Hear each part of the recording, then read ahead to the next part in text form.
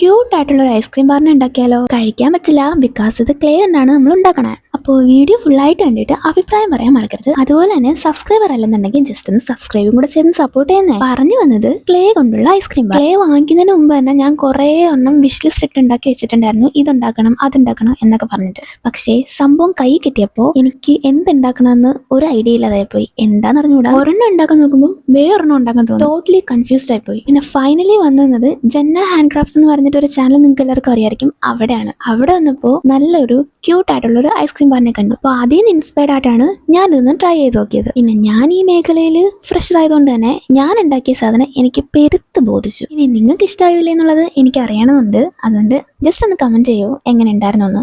പിന്നെ നിങ്ങൾക്ക് എന്തെങ്കിലും ഉണ്ടാക്കണമെങ്കിൽ തന്നെ ജസ്റ്റ് ഒന്ന് കമന്റ് ചെയ്യാം. നമുക്കതൊക്കെ ഉണ്ടാക്കാൻ നോക്കാം, ശ്രമിക്കാം. അപ്പോൾ എന്തായാലും വീഡിയോ ഇഷ്ടമായിട്ടുണ്ടെങ്കിൽ ലൈക്ക്, ഷെയർ, കമന്റ്, സബ്സ്ക്രൈബ് ഒന്നും മറക്കല്ലേ. കാരണം നിങ്ങളുടെ സപ്പോർട്ടാണ് ഏറ്റവും വലുത്. അപ്പോൾ ഓക്കെ, ബൈ.